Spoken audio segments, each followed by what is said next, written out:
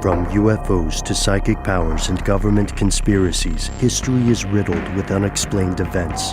You can turn back now or learn the stuff they don't want you to know. A production of iHeartRadio.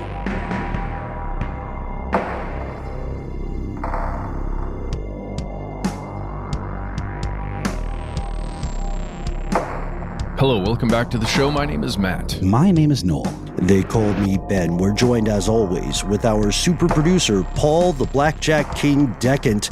Most importantly, you are here. That makes this the stuff they don't want you to know. We are officially back from Vegas. Fellow conspiracy realist, what a ride.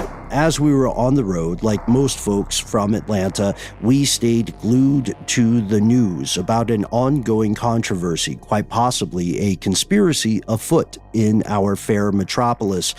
If Atlanta's powerful have their way, our town will become home to something called the Atlanta Public Safety Training Center. Street name, Cop City. Now, we've talked about this a little bit on the show, right? We've definitely talked off air. Oh, for sure. I think we've covered it in Strange News several times. It's kind of been an ongoing thing, but we haven't done a full episode yet, and now is definitely the time because we have a lot of information at this point. Yeah, there are a lot of stuff being said about this, right? And it's tough to know what's real, what's not real, what's propaganda from either side. So you're just like, okay, I think I have an understanding of what's going on and why, but honestly, I was confused going in. Yeah, agreed. And full disclosure, all three of us might not be necessarily on the same page in different aspects of this. Again, being from this city, we do have on the ground experience. We have opinions. We have a horse in the race, quite literally, right? So here are the facts. When you hear Cop City, that's an attention-grabbing phrase. You'll never hear that from the supporters of this facility. You'll hear them instead describe it as the Atlanta Public Safety Training Center. What does that mean? What do they say? What do they say about this concept? Well, it certainly sounds harmless enough. Public safety to me just sounds like, yeah, we're good with that. But this would essentially be a quite large compound dedicated to training police personnel for all kinds of situations. And they'll have, the most, cutting edge equipment for said training and lots of space to do it. Well, and it includes large areas for all kinds of things. A canine training center, I believe stables, and even training for mounted police, so horse police. Helicopter pads, burn towers. Yep, a big old firing range. Brand new. Still got that new cartridge smell, I imagine. With sound baffling and barriers. Oh, yes. Yeah. Yes, we audiophiles love that. Also, in full disclosure, they are aiming to train the Atlanta Fire Department. So if you are familiar with some outfits in the Gulf Coast, in Louisiana and Mississippi, this may sound familiar. The idea of setting up not quite atomic city, fake towns wherein people can practice different tactics. It's in some ways it's similar to the School of the Americas in Fort Benning. You're not going to read that on the official website. Yeah, but like School of the Americas had some aims, right? It's like, hey, let's do guerrilla warfare kind of thing, but their alumni were positioned for different careers. You could also think about it like Quantico, or like a giant headquarters for training FBI agents, with like ropes courses and shooting ranges. If you've seen the beginning of Silence of the Lambs, similar stuff to that. And so where I live now, there's a fire department training facility that has what you're talking about, like a building or two that they use to actually go in and put out fires that they set to train the fire department. And that is inarguably important. It's mission critical to be competent in that stuff. Again, when you're in a stressful situation, you need to rely on established experience, muscle memory, right? No one wants to be no one wants to be caught on the 15th floor of a burning building and then hear the call, hey, we got this guy coming up. It's his first time though, so It's his first be day. cool. Yeah, it's his first day. On the job training. Nope, not in these types of situations. And we're obviously going to get into the various sides that you mentioned, Ben, in terms of their various propagandistic tactics and aims. But one of the issues at play here is where the facility is located, which is in 85 acres of city-owned green space. And anyone that's been to Atlanta does tend to comment that who's maybe from like New York City or another metropolis, we've got a lot more green spaces than most of those other cities do. And this is a massive one in a proper forest, that has up to now, I believe, been, used as almost like a park. Yeah, currently, right? This is not for nothing is Atlanta known as the city in a forest. It has massive green space, massive tree canopies. If you live here, you're very lucky to do so. We'll talk a little bit about the ecological aspects here. If you look at a map, like if you've never visited this city, you can look on whatever your big brother of choice is. And when you look there, you will see something called the South River Forest, which used to have many other names. As you said, Noel, the facility proposed is pretty big, 85 acres of city-owned land. Opponents say it's more than 300 acres in terms of impact. And the official website for this site, says, quote, the land also served as the site of the original Atlanta Police Academy, unfortunately not related to the astonishing film series, which is just a bummer for everybody. But, and then it was also an explosive ordnance disposal site. Then it was a landfill. And then they go on with a little bit of, depending on where you fall, it's either a sincere thing about preserving history or it's lip service. But what the official website does not mention is that this was also the location of the old Atlanta prison farm, which was a slave plantation and then a forced labor camp, which is another kind of slave plantation that ran under extremely sketchy circumstances from about 1920 to 1980s, 1990s. And quickly, just to jump in here, so you can get a picture of where this is if you're not able to look at a map right now. If you've experienced Atlanta and you're not from here, you've probably flown into Hartsfield-Jackson Airport. It's one of the busiest on the planet. Woohoo! That's what they say. And if you get into the city and you are actually going to Atlanta, from the airport, you would travel north on one of our highways, probably 85 and or 75. And those two large highways head north into Atlanta proper. If you were to go, I guess if you're to follow 285, which is the wraparound highway that goes around Atlanta, and you followed that to the east, it would take you towards the area that we're talking about here, where the training center / cop city is going to reside. So it is what like locals might call outside the perimeter, right? It's inside. It's just barely Just inside. on the cusp. Yeah. Kind of like it's actually down the street from Doll's Head Trail. Yes. Oh, okay. On a positive note, Doll's Head Trail is pretty cool. If you like stuff they don't want you to know, you'll enjoy Doll's Head Trail, assuming you don't get shot. It's an industrial part of town too. Moreland Avenue, Little 5 Points, if anyone is familiar with that area. If you keep going down Moreland, I forget which direction, I'm bad at geography, it does become much more of like freight depots and stuff like that. There used to be a crazy biker bar called Southern Comfort out there that did karaoke, and there's also an old timey drive-in called the Starlight Drive-In. So these are some other landmarks.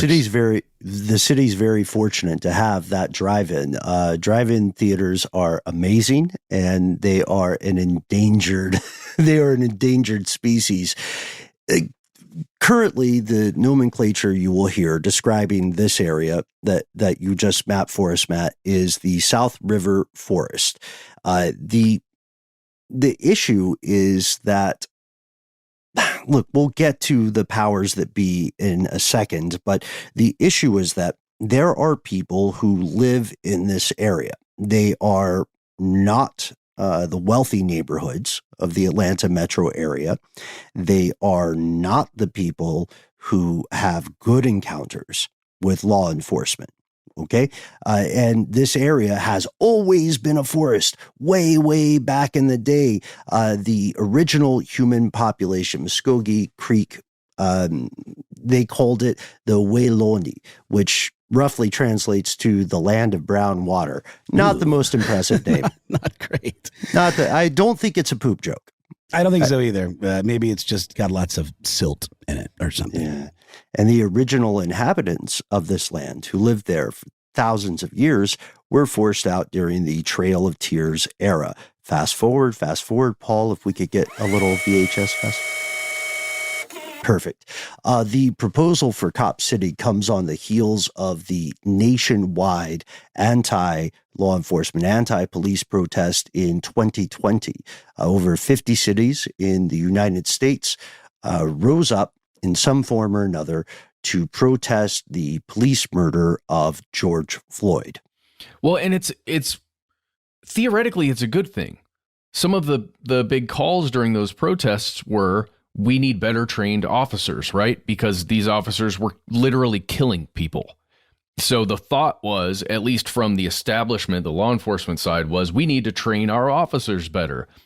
And maybe this is a solution we offer to the public or something, you know, at least that's the way I'm choosing to view it. Maybe that's the way I see it now from this perspective. It does seem like there was some PR involved, and they just seem to have slightly miscalculated.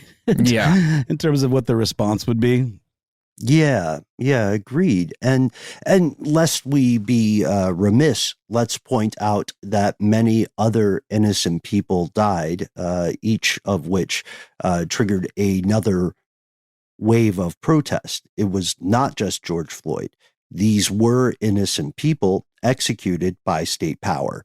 And the operative definition of any real state is a monopoly on violence, right? It's legal when we do it. So in 2021, then mayor of Atlanta, Keisha Lance Bottoms, teamed up with a weird sort of, I don't want to call them Avengers, but a weird consortium that is technically a nonprofit called the Atlanta Police Foundation.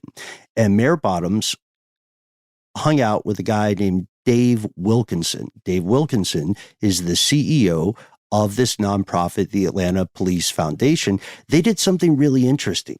They skipped past the idea of whether a training center should be built at all. And instead, they immediately said, we can only build it here at the South River part of Atlanta. It is the only option for the site. And then locals living in the area, activists from outside the city. In full disclosure, some of our friends who have been on this show before immediately began collective action. And collective action is the bedrock of the American experiment. We're talking protests, sit-ins, attendance at local hearings. Well, and it's interesting, too, because it was a reaction to the facility itself and the plan, but it seems like the early protests were largely about conservation and about the green space and challenging the idea that this was the only site. And they felt that it was a loss, you know, of habitat, of, again, green space for people to hang out and camp or whatever it might be. So that was a big part of some of the early protesters was, you know, more of a green kind of attitude. Yeah, forest defenders, the loose collective of people occupying now what is street name Cop City, refer to themselves as forest defenders. And there is sand to that. It reminds me, this idea of skipping the original question, like imagine you walked into a car dealership and they said, look, you can only buy a green car. And then you said, well, I don't necessarily want to buy a car, or I don't want to buy this specific car. And they say, well, okay, we're agreed then. You have to buy a green car. and they're just not hearing you, and the response locally was pretty vehement, including, surprisingly, members of law enforcement themselves who were saying, why push this? If the city doesn't want it, why push it? You might make things more dangerous for us. You might make us the enemy. Yeah. It makes you feel like maybe there's some other backroom stuff going on, even more than just the mayor, the former mayor, and, the head of this thing called the Atlanta Police Foundation. I mean, also the people living in the neighborhood, like, people living off Key Road and Constitution and stuff, they're asking a very valid question. Why does NIMBY apply to certain wealthy parts of the city and not to us? Why can't we be the people who say not in my backyard? Yeah. Oh, I completely agree. Well, guys, I'm just looking around other parts of the city, kind of close to that area, at places that are not, they don't look like they're official parkland. And it looks like you could probably put a training facility on those. It just, I wonder if it's a money problem, if it is a NIMBY problem, like no matter where you propose to put this thing, it would have gotten crazy backlash. I don't know. It seems like they would have had some sort of industrial site or something that is in the city's portfolio of real estate. Even if it was multiple facilities, why does it have to be this massive police mall situation? It feels like they were going for prestige and kind of wow factor with the whole thing. And they just overlooked, I think, again, what the PR backlash would be. But to your point, Matt, there also, I think, has to be some stuff behind the scenes that we're not seeing because, it just doesn't make a whole lot of sense.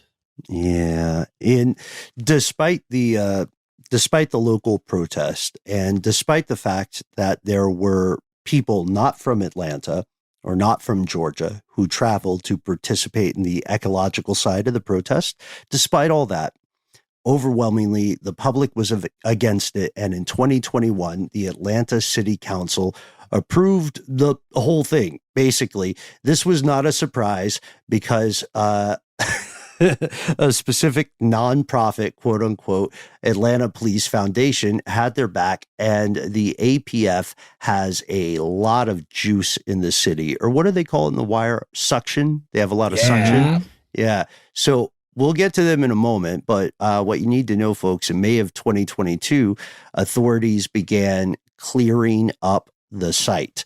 For most of us, if you've ever lived in a forest environment, clearing up means picking up trash, removing deadfall trees, maintaining trails. For this project, clearing up, and this is from them themselves, clearing up meant the removal of personal property and illegal squatters from the site, as well as the construction of just a big-ass fence. Yeah, they basically occupied it, They did. They had their Occupy movement. Isn't that interesting? Because if people that the state decides are just random squatters are occupying that space, those people have no rights whatsoever. Okay, hold on. Does the city own that land officially? Yeah, the city does. Yeah. Then I guess, okay. But it was a classified as part of the park system, was it not? Or I don't know exactly what the official designation is, but it was my understanding that it was okay to camp there, or maybe not. Maybe it was just kind of like a Wild West situation, but that was a part of the whole thing that I always kind of maybe didn't fully get. Yeah, it's also a matter of convenience. You own the land. You don't want to mess with the people who may be able to raise a ruckus in court, right? To legally respond to your actions. So you want to target the vulnerable. And then also, it's not to make these folks sound necessarily malicious, right? We're not automatically saying they're bad faith actors. We are saying that they probably own this land and saw an economic opportunity. Look, we are folks, I think it's safe to say, we are folks who overwhelmingly love and support the place where we live. we also all acknowledge the deep problems it has with corruption. Most American cities past a certain size are riddled with corruption. It's just a function of the process. And our local infrastructure here is riddled with scandal, up to and including active homicide. When I was looking into this, you guys, I remember that time a sheriff assassinated the other guy who might have become sheriff. That's a true What is story. this, the Wild West? What are they like pace, however many paces in the town square? No, that's wild. That guy's related back to the Wayne Williams case as well. Yes, he is. Oh, what's his name? His name is Derwin Brown. That's the guy who, Sidney Dorsey is Sidney the Dorsey's assassin. one I was thinking about. Yeah, okay. Yeah, Derwin Brown is the victim. And they're supposed to be the people maintaining law and order. Look, in short, if you want to escalate this decades-old continual militarization of state power and violence, it's kind of difficult to imagine a better training ground than Atlanta. So it's true that this, like, if we were the people supporting this, obviously we would like it. It would make sense for us to be absolutely fair. It is the right, the privilege, arguably the duty of all Americans to disagree, to debate, to, as Charlie Day says, to jibber jabber, to get at it, go back and forth. Chop it up. Chop it up, yeah. The end goal being a betterment for all involved in whatever that conversation may be. Yet it seems here we are witnessing the other inherent side of American culture right here in Atlanta. The powerful want something. The public does not. The police start shooting. Yeah, they do. All right, guys, let's take a quick break here. A word from our sponsor, and then we'll be right back with where it gets crazy.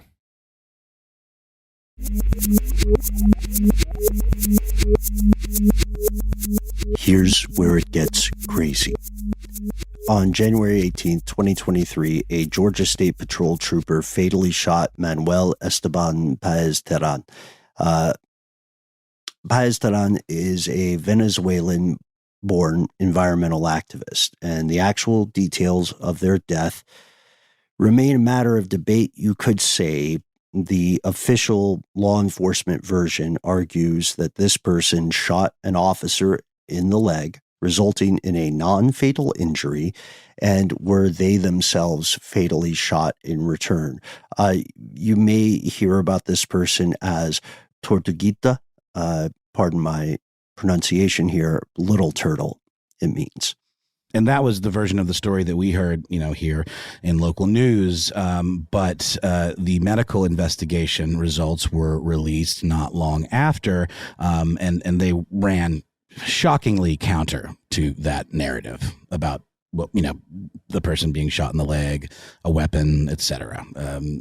This individual was shot 57 times, and the autopsy information showed initially, we'll get to that, no gunpowder residue, which is obviously a thing. If you've watched cop shows, you can see if someone has fired a gun, by doing a test. And there was no visible gunpowder residue on their hands. And it was also clear they weren't wearing gloves, to prevent that. Well, yeah. And let's also paint the picture here. Wasn't this person in a tree at the time?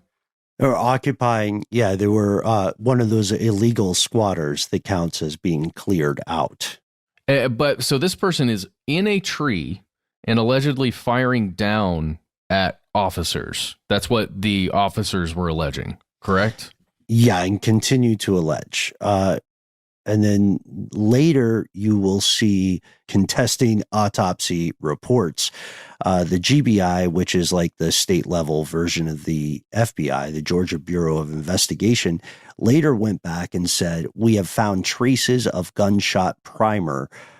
And they acknowledged that this could have been from Paez-Terán.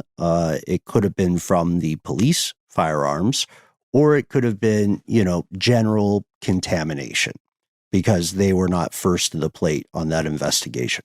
So if they were in the tree at the time, what was the inciting event that led to this confrontation? Was it, I mean, you hear about these forest defenders, and there's bits in TV series that kind of joke about it. I think there was something in Arrested Development where one of these characters was played by Ron Howard's brother. And usually this type of conflict results like from a bulldozer or something, literally ready to tear the tree down. And these folks occupy the tree because they know that they're not going to murder them in order to, tear down a tree.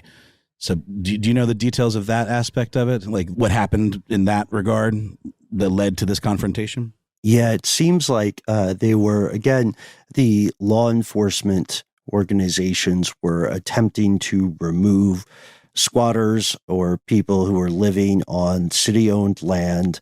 And we know that this person did have a firearm, a 9mm, which they owned legally and acquired in 2020.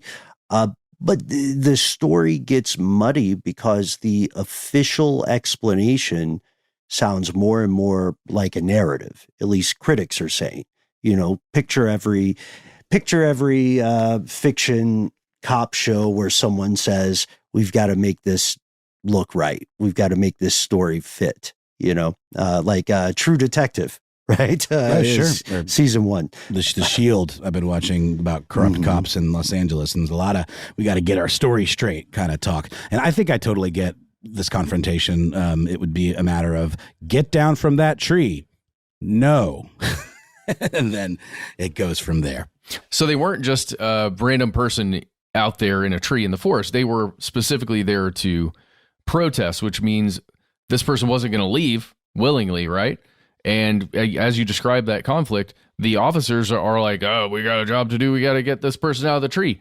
It does seem as though, I don't know how the person in the tree would feel threatened enough to fire down below unless that person was being fired upon first, right? In the scenario where a weapon is actually fired. Right. Why would you fire down? Yeah, and the idea is this friendly fire? That's another concept here. Did someone on the same team shoot this officer in the leg, and that triggered this egregious thing of shooting someone 57 times? One person 57 times? I mean, Bonnie and Clyde got shot 57 times. That's two people. Wild. I mean, that's unbelievable. Do we know how many officers were present? Like how many actual weapons were being fired? It must have been multiple, right? Yeah. And it looks like, so the family did not accept the official explanation, and they paid for an independent autopsy, which confirmed bullet exit wounds in both hands. And this, for anyone who has seen like Stigmata or something like that, or, not to encourage too much martyrdom, but like Christ on a cross kind of thing, like shots in the palms, through the fingers, probably in the wrist area. What that means is that there's a high implication that the person being shot was not holding something. That's the problem. Actively surrendering. I mean, put your hands up. Here they are.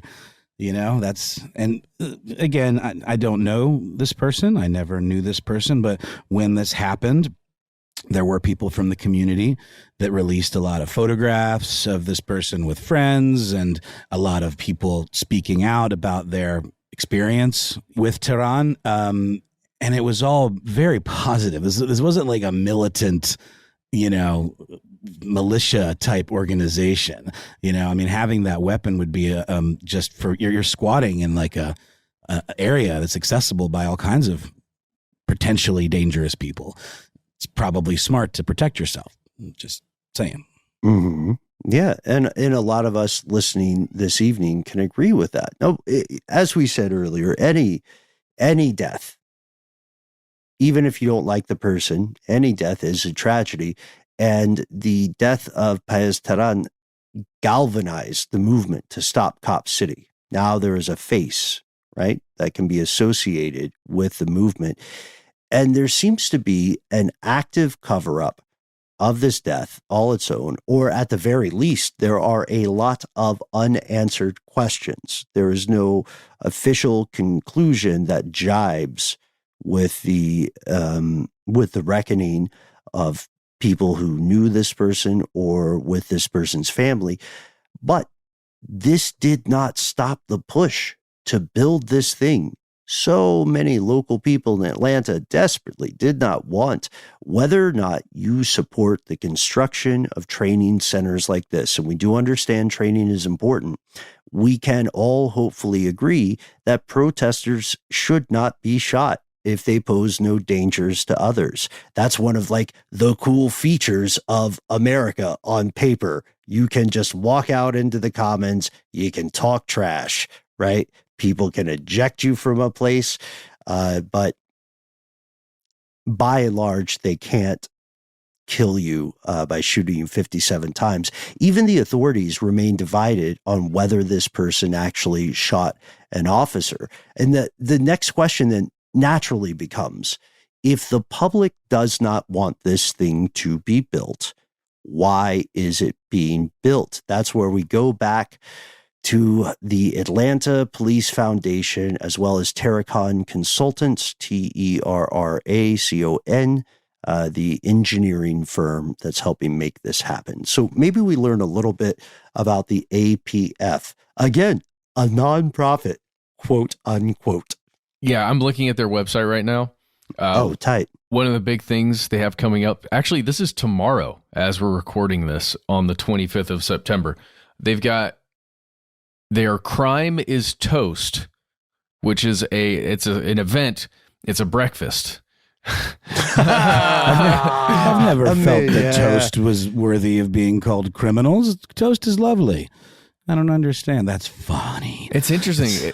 I'm just going to read it. It says, along with more than 1,000 business and community members in attendance, we honor the men and women of APD, the Atlanta Police Department, by recognizing awards for outstanding service, including Officer of the Year, Purple Heart, and meritorious service.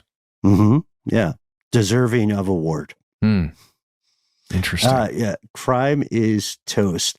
And at this breakfast, they're going to get a State of Public Safety and State of the Force address from the mayor and the chief of police together.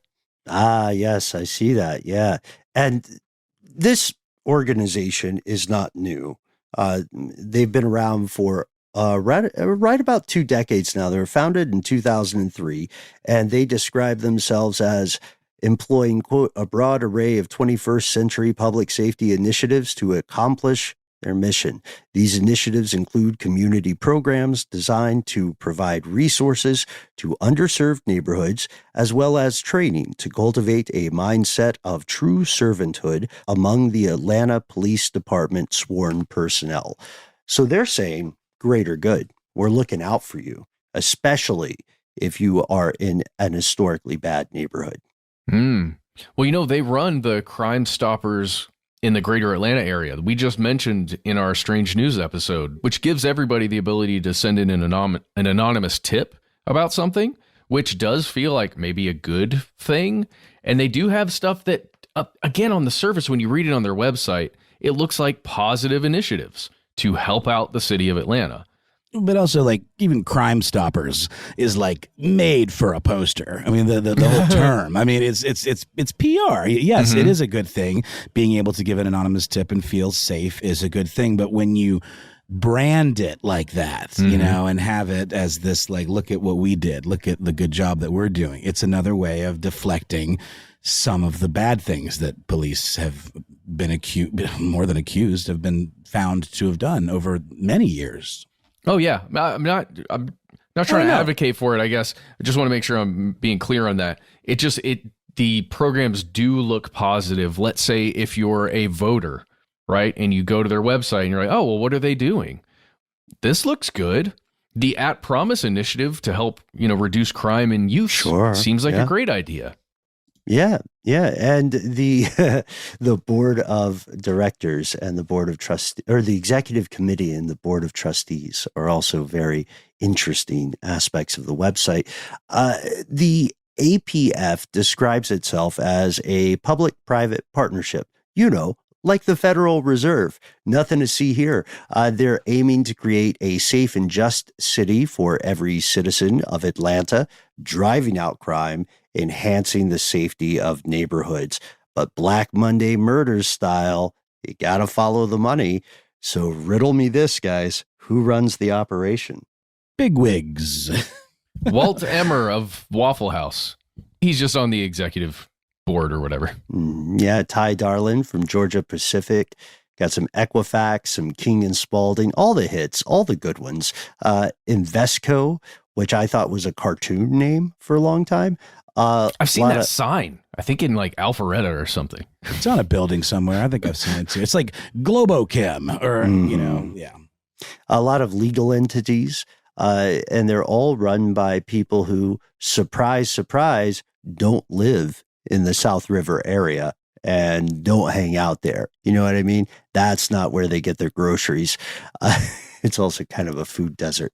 The Board of Trustees also has some gems, a lot of big wheels in Atlanta, Home Depot, Delta, Sotheby's, JP Morgan, Georgia Power, UPS, a lot of real estate developers, a lot of the type of folks who build industrial compounds or those live, laugh, love mixed use developments. They love those here in Atlanta. I mean, it's kind of almost a joke.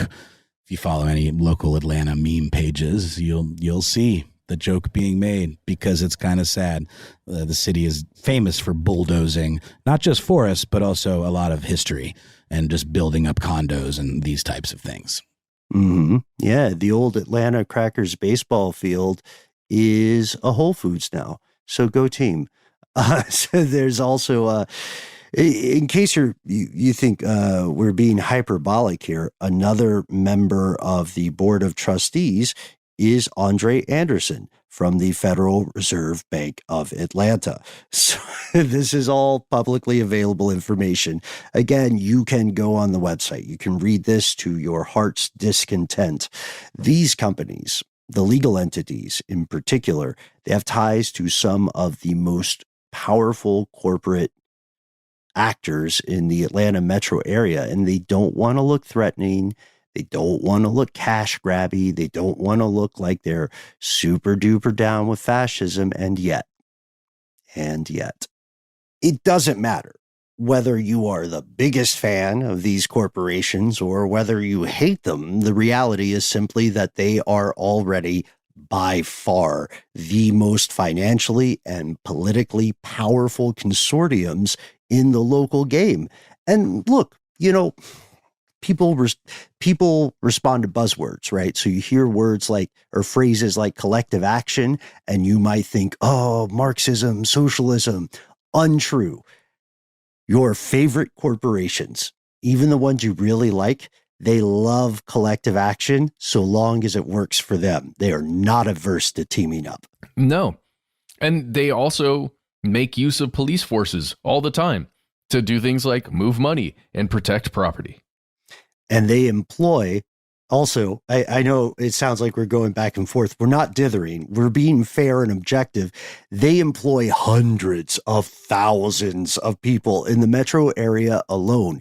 They are, no fooling, the economic engine powering the existence of a city that would have been an historical footnote were it not for railroads and an airport. That's really close by to this property. It is. Yeah, it's easy to fly there if you come from another police force and you need to train. So that is the idea. I mean, it's so it would be so big that it wouldn't just be the Southeast, or is it particularly to serve the Southeast? That's how it starts. It reminds me, and that's a great question, though. It reminds me a little bit of years back when we were talking about Sesame Credit, when it was an opt-in thing for the public of China. This is a precedent. At least that's what the critics and opponents of this compound say. They argue that it is only going to accelerate the creation of similar compounds across the United States. I mean, all right. The question always is, Cui bono? Who stands to gain? Who benefits from the construction of a controversial thing like this? Proponents will tell you the training facility is necessary for many reasons: improving police morale, improving competence, and keeping training up to date, fighting crime, preventing mishaps, preventing danger to innocent people. Additionally, if you're hanging out and just chatting with supporters, they will say, look, recruitment is down for law enforcement and the fire department in Atlanta. That is true. They will say this will improve recruitment. This will reduce turnover. And in any industry, a better prepared organization equates to lower burnout rates. So there is some sand to that last part. But again, I don't know about you guys. I keep sticking on this point where the supporters say there's no alternative location for the site because it has dangerous assumptions. First, they're assuming it must be built. Second, they're assuming it must be built in Atlanta, right? With a lot of private entities holding a sheep's wool a sheep's wool mask of nonprofit over the fact that they are going to make a lot of money. And then they say it has to be built as soon as possible. Yeah. The greater good. Okay, so let me just, I'm going to play devil's advocate here for a moment. I was reading some blogs. I think they're just blogs from law enforcement officers who are commenting on this and generally saying things that are very negative towards people who are protesting this building or this establishment or facility. And I just wanted to see, like, why would an individual officer be into this? And several of them that I read were about, it was usually stories about their own training and how when they were going to academy and being hired as an officer, it was usually the same time. So they got hired and they were actually going out on patrols while they were also going to academy and supposed to be getting their training. Right. And real shake and bake stuff. Yeah, exactly. Like good luck. And literally going out at night in the first week, on patrol, which to me is just egregious and insane. And puts them in unsafe situations. Absolutely puts them in unsafe situations, but every single person they interact with then is in an unsafe situation. And it's not because that's a bad person. It's because they aren't properly trained for the work they're supposed to be doing. So in my mind, I kind of got a shape of a picture of, I can see why maybe an officer would want to go to 10 weeks of training or, however long it would take to become an officer at a specialized place. So I can see that as an actual positive, but then putting it in this specific place, making it this large, like you were saying, it doesn't match up to me. Teaching military tactics as well. There is a reason those are supposed to be separate skill sets. No, and that's the part we haven't really gotten into that we will soon. But the other side of the protest, outside of just the forest demolition, is that a facility of this size can potentially be dangerous because of the idea of militarization of the police, that concept that you were just talking about.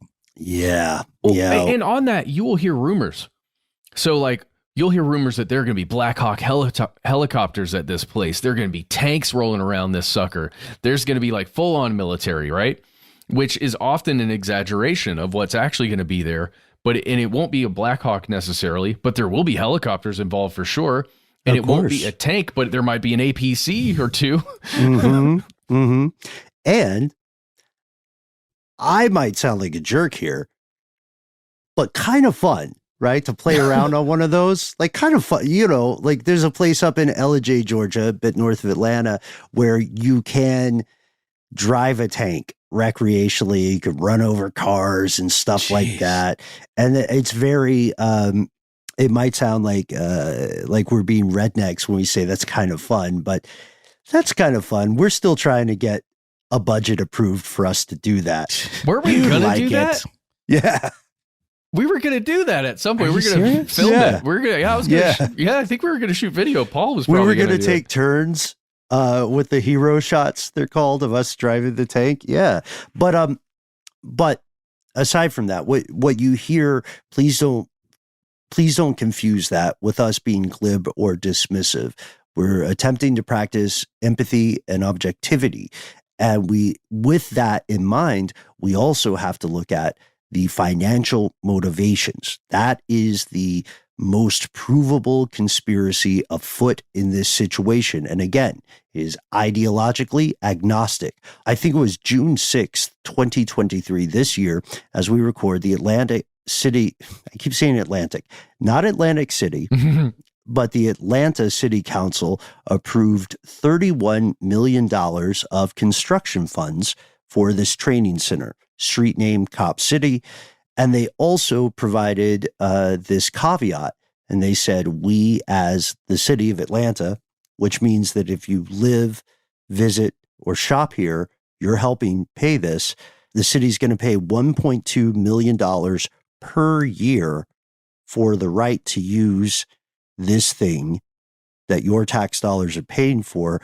But wait, as a hellish Billy Mays was wont to say, that's not the bulk of the funding. Most of the money, $90 million, is coming from private donations to our buddies at Atlanta's favorite nonprofit, the Atlanta Police Foundation. Wow. That's kind of posh, right, for a nonprofit? But like, do private donations mean like anonymous donor? We don't get to know where the money comes from? We look at the board members and the trustees, and come on, that's got to be where the money's coming from, right? All those corporations we mentioned. Well, but I guess the point is this is like a smart way to disguise some more specifics, right? I'm just saying Paul cleaned up at blackjack. Oh, no. So yeah, you're right. It's a good it's a important question, right? It's mission critical. This is a nonprofit, ostensibly, yet it is founded by a complex shell game of thoroughly private for-profit entities. And philanthropy is an umbrella that a lot of people can stand under. And each of these industries, each of these for-profit entities, they stand to make a killing financially and arguably literally from sweetheart infrastructure deals. Somebody's got to build this stuff. Some company has to Halliburton over an overpriced lunch program, right? Someone's got to provide different funding vehicles. Someone's got to have the maintenance.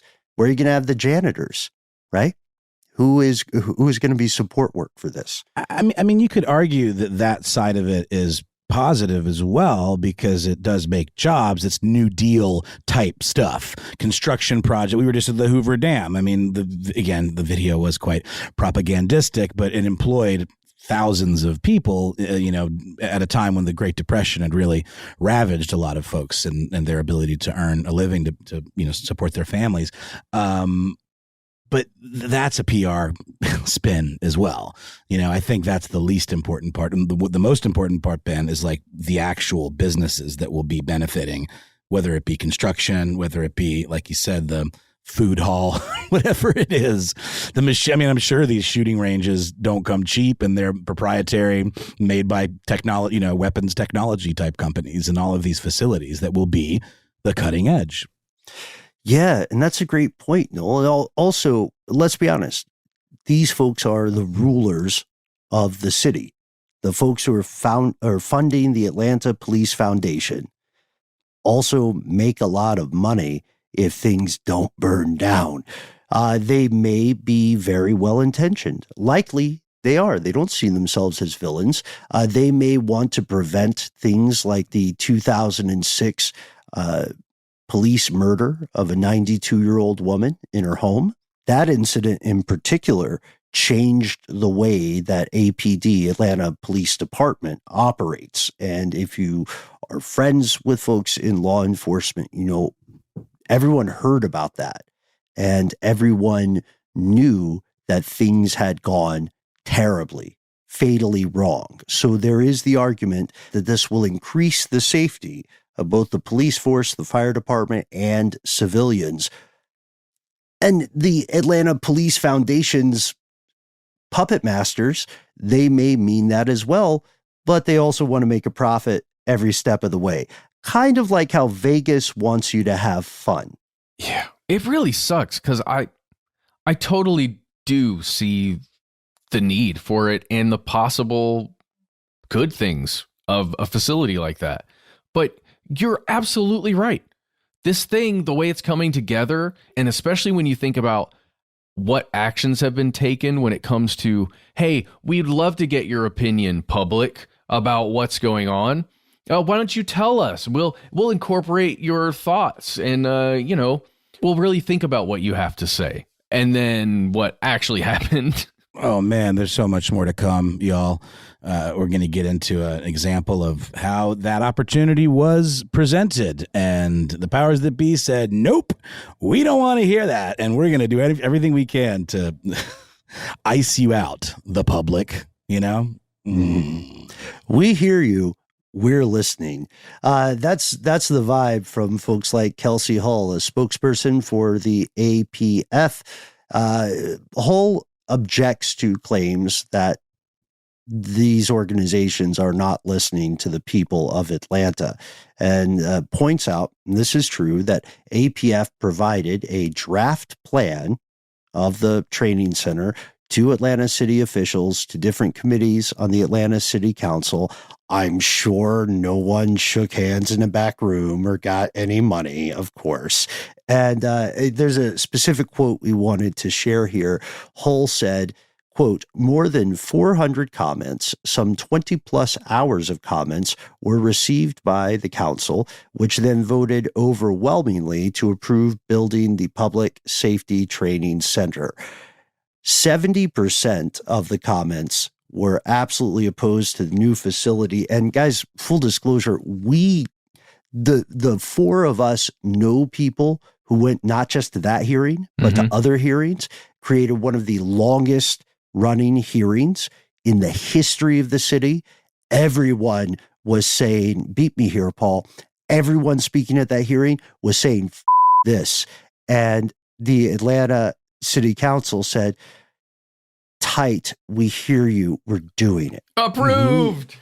But I mean, they did hear them.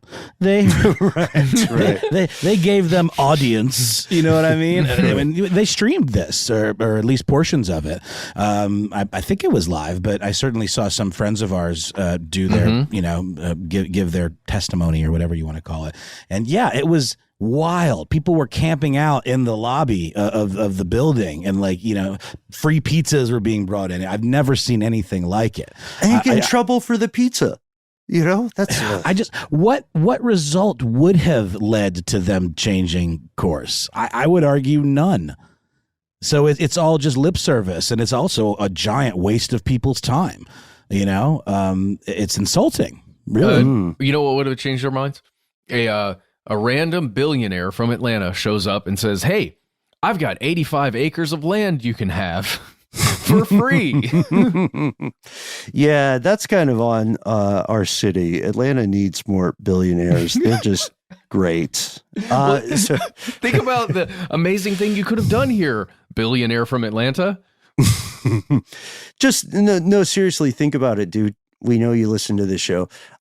So we're giving the supporter claims. You can tell that we being locals, we have a bit of a horse in the race because we have lived here for some time. Let's go to the claims of the detractors. Noel, you made an excellent point about some of the original aspects of the protest. Not for nothing are people calling ourselves forest defenders.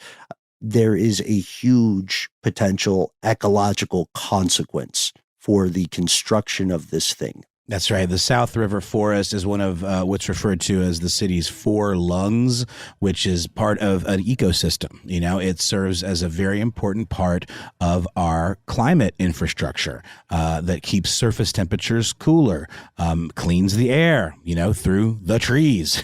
We know that's a thing. We also did hear that climate change might prevent, stop trees from processing oxygen or something like that. Bad stuff on the horizon, but when you cut them down, they're definitely going to stop. So that's a big part of it, not to mention regulating temperatures and preventing flooding. Yeah, prevents flooding, keeps things from overheating, cleans up the air.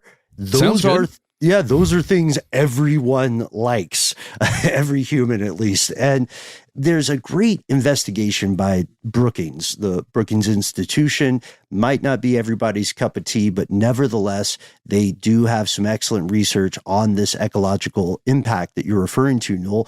They used data from Atlanta, Chicago, and New York.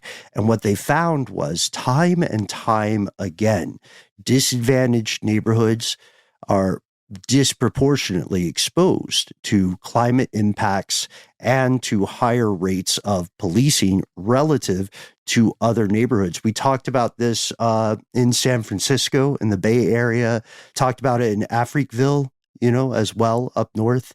It's happening. So, to that point, you don't have to get into the bow tie world of policy wonks. You don't have to be one of those nerds to understand the reality on the ground.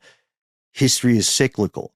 Just like the way back in the Trail of Tears days, this greater good rationalization is arguably an iteration of manifest destiny, which means that whatever the intention may be, it will result in damage to a majority Black community of innocent people who are inevitably getting punished for the crime of existing in an inconvenient place. And that's gross.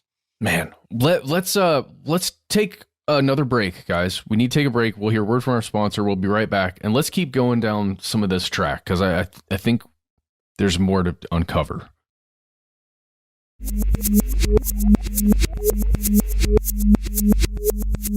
Guys, before we get in the next part, how does this Black Hall Studios / Shadowbox Studios work into this whole thing?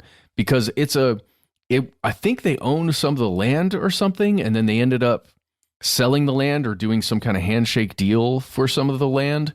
And this is a huge movie production studio thing, which is the whole, another wave of money coming into the city, which is another reason why this is probably, I don't know how it's tied in, but I know I hadn't heard a bit of this. This is interesting. I just had no idea that this new film production, television production in Atlanta touched this subject at all. No, I definitely didn't. This is the first I'm hearing about this angle. It gets into the black. I love that you said black box, of course, but it gets into the true black box of private equity funding. Oh, right? yeah. Sorry, Ben. I said Black Hall Studios. Yeah, sorry. Black Hall. Yes. Is doing black box funding. Yeah. Yeah. You're right. That's a good call. There are also things like, Rourke Capital, which is a private equity firm here in Atlanta.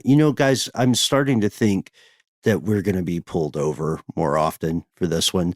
Us in particular? Yes. Yeah. I just figured with a giant, police training facility nearby, we just start getting pulled over more in general.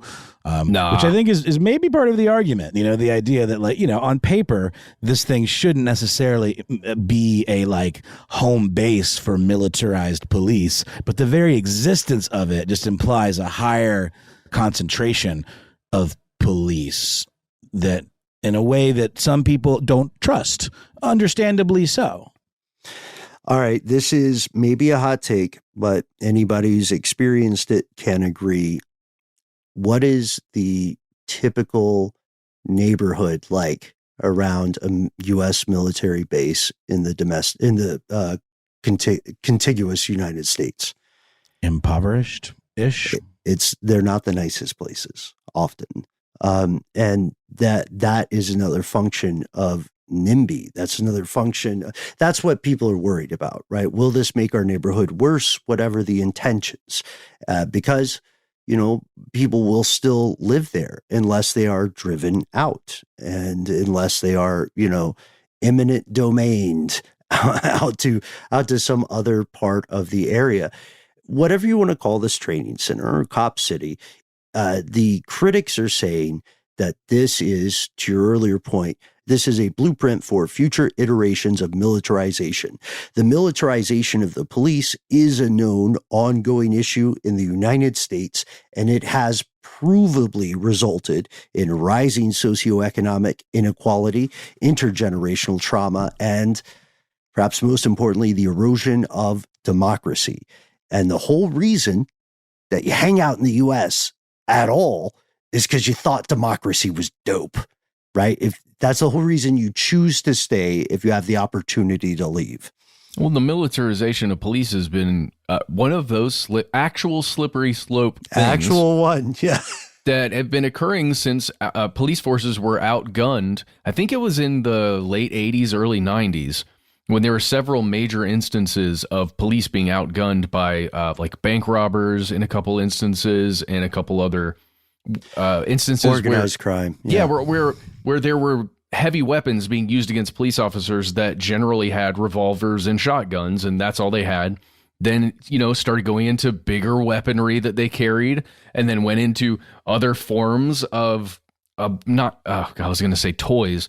We were just talking about on Strange News, what was that fighter jet? We called it like a toy, a military toy. War toy, yeah. But like police officers gaining access to those things under the banner of we're going to keep you safer by making sure our police have the tools they need. And that's valid. I agree with you. That is absolutely valid, because otherwise you're looking at a situation where the legitimacy of rule of law could be compromised. Yeah. Right now you're in an Escobar situation. So you almost need it to some extent. Well, it's a microcosm of like military spending. We got to keep the wolves at bay. We've got to keep the bad guys that want to ruin our democracy, challenge our democracy. We got to outgun them. So that's why, war spending just gets the green light every time. Because it's easy to say yes to. Mm-hmm. Right. Yeah. And the other aspect of this is that when opponents are arguing these facilities amount to a war base functionally, right? And they're saying the police will be learning things that are less public safety and more sort of active operation abroad type stuff. When they talk about that, they're talking about explosive or demolition testing sites, like we pointed out earlier, very fancy, objectively very cool shooting ranges, helicopter pads designed for military aircraft. And where does it stop? In pursuit of preventing the collapse of a state, could you create the collapse of a state in practice, right? That's a question that is very easy to ignore if you are going to make millions and millions, hundreds of millions of dollars off creating this thing. And so the local folks organized. I don't want to sound too Pixar or too like Captain Planet about it. Or what was that one thing? There's so many forest people banding against bad folks things. Avatar. Sure, yeah. Fern Gully, the last rainforest. Yeah. Princess Mononoke, etc. Your mileage may vary, but there's a reason those things are tropes. These folks are not sent by Russia to protest, although Russia, when Russia was doing better with their foreign disinfo, they were not adverse to putting a hand on any social movement. These folks are local people fighting to save their neighborhoods, like your bubby, your grandma, whatever. There are activists who did travel from outside of Georgia, that is true, who believe that this is a dangerous precedent either for further militarization or for further ecological damage. And they leveraged the system, or are attempting to. The Constitution of the state of Georgia says that residents can force the decision on local governments if 15% of registered voters sign a petition. And I think we've all seen the petition by now, right? Oh, yeah. Well, and it got a ton of signatures, didn't it? Well, originally you had to be a resident of Fulton County to sign the petition. So I was approached and I very much wanted to sign it. And I'm a resident of DeKalb County, and they said I couldn't sign it. But then that changed. There was an order from a judge, I believe, that opened it up to anybody in the community, which I think is totally fair. I mean, DeKalb County is just a hop, skip, and a jump away from all this stuff. It's all pretty centralized. And yes, they got, to my understanding, the appropriate number of signatures needed to force a ballot measure. Mm-hmm. Mm-hmm. Yeah, I don't think it is a crazy wackadoo idea to allow the people who live in a place to vote on what happens in that place. And their money, that's using their money. Oh, that's right. Yeah. You're paying for it. Even if you just buy a sandwich in the airport, congratulations. You're part of a larger effort. And you're absolutely right, guys. The protester networks, the Stop Cop City movement, has obtained more than 116,000 petition signatures. That legally forces the city government to allow people to vote on what happens in their city. And that's supposed to be how democracy works. In fact, a great many people died to make that the case. And yet, as we record this evening, the letter of the law does not seem to manifest in practice. Just 2 weeks ago, AP News reported that Atlanta officials are saying they're legally barred from even beginning to verify the forms. And they said the organizers missed this deadline from August 21st.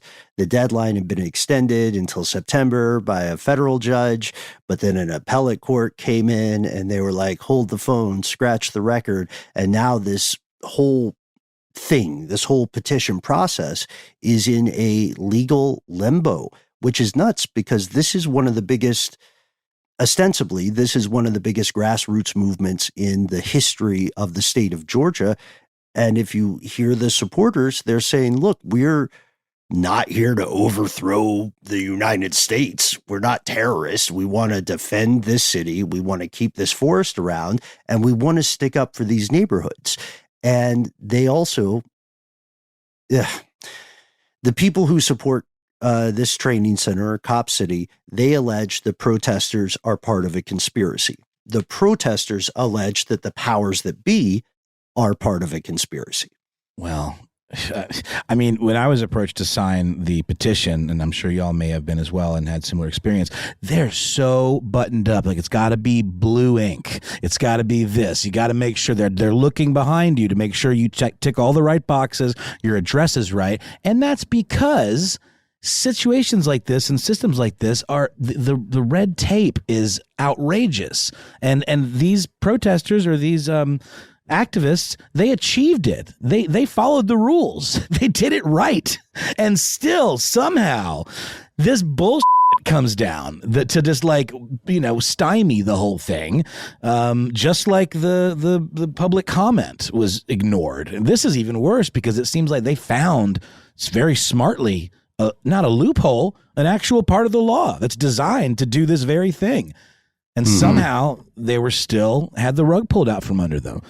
I don't get it. I mean, I do get it. It's just because people influence people, and you're going to have another lawyer or somebody that's employed by one of these entities, perhaps these corporate entities, pushing and figuring out the real loophole to get rid of this whole process because it's inconvenient to say the least. What I don't get is how can the people who want to build this facility, what is the mechanism of conspiracy that they're leveraging against detractors and people who don't want it? The heavy implication is that there are foreign actors, called everything but domestic terrorists, who are attempting to subvert the rule of law and sow chaos, exploiting a vulnerability exposed during the protest of the pandemic. However, that logic doesn't quite carry the water because if you look at quote unquote conspiratorial actions, you need to look no further than, of course, RICO law. Earlier this year, there was unprecedented retaliation. On the 29th of August this year, Georgia Attorney General Chris Carr indicted 61 protesters on racketeering charges.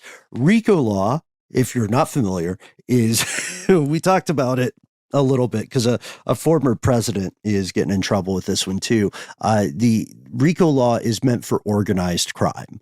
It's meant to further punish and penalize people who participate in things like running guns, human trafficking, cocaine or heroin, opiums. Opiums. God, I sound old. Look at the internets over here. Well, I mean, yeah, this is a gross misuse.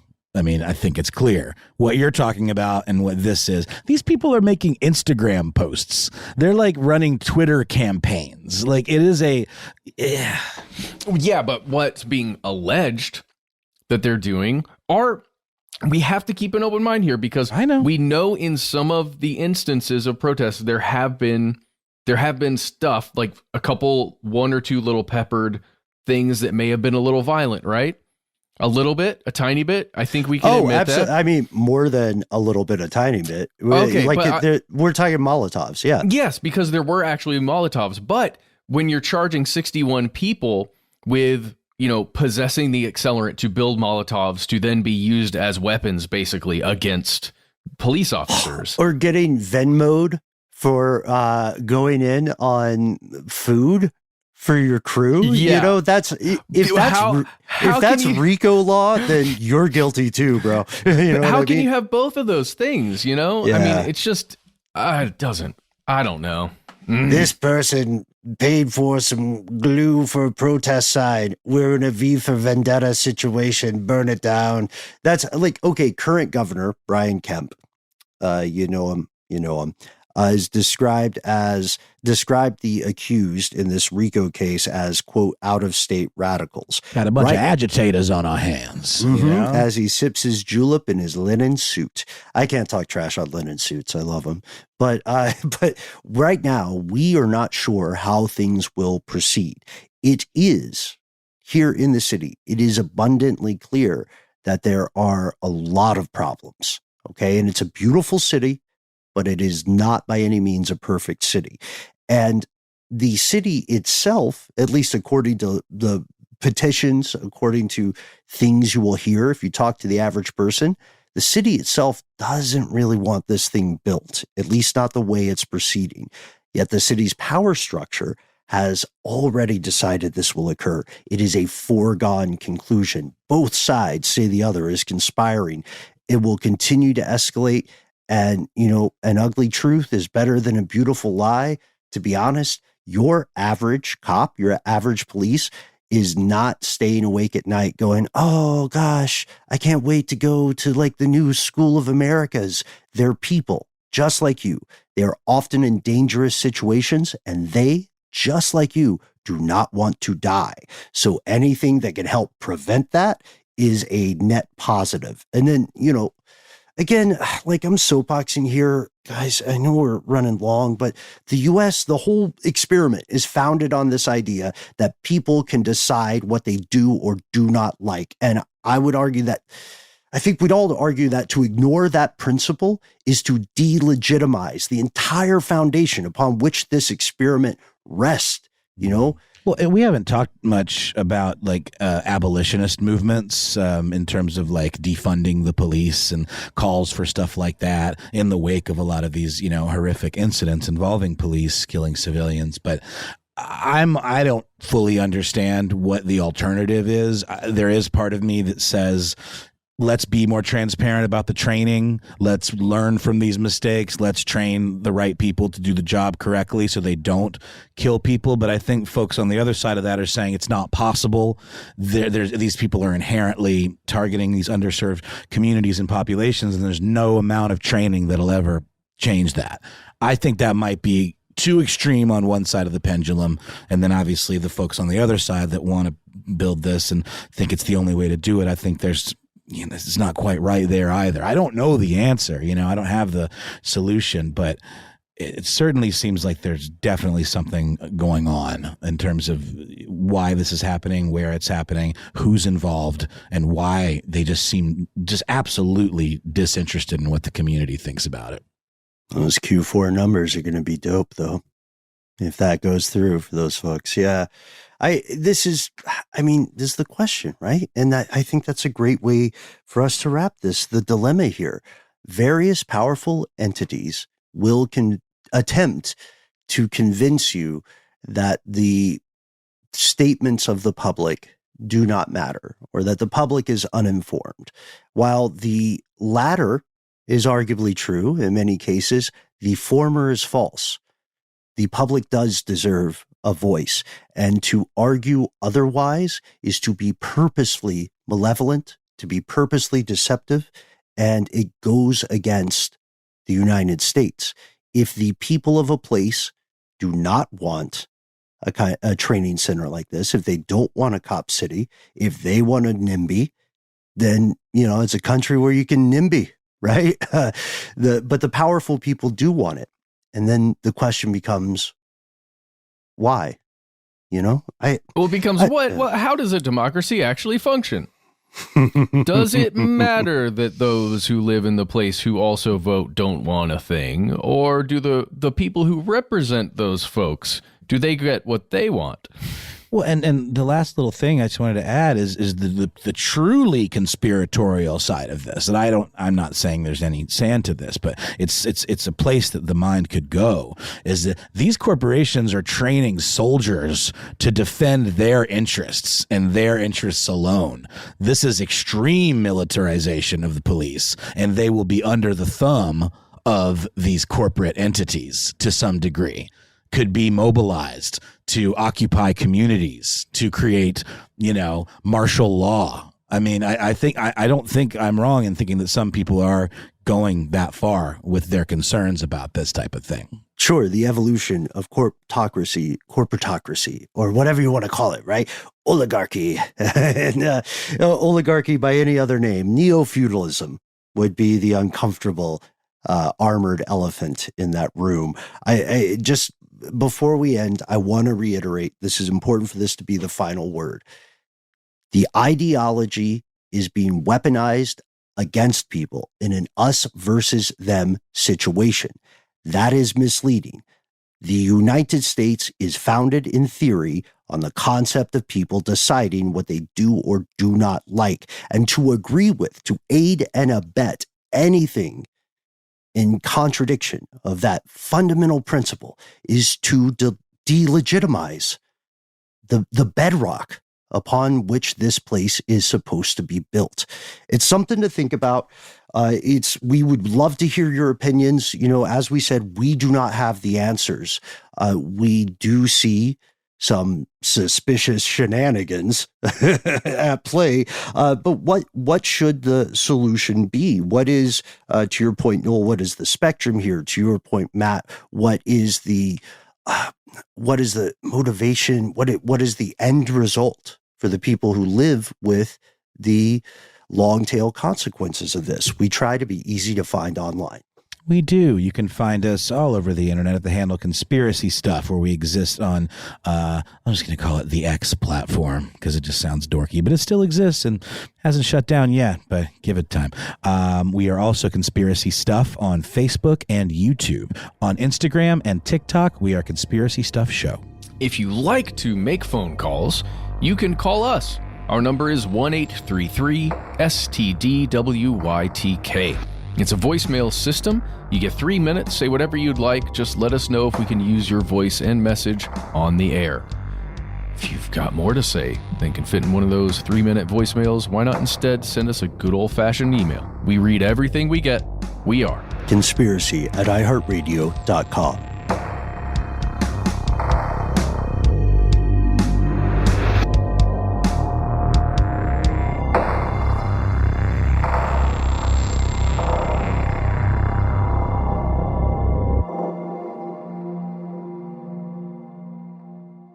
Stuff They Don't Want You to Know is a production of iHeartRadio. For more podcasts from iHeartRadio, visit the iHeartRadio app, Apple Podcasts, or wherever you listen to your favorite shows.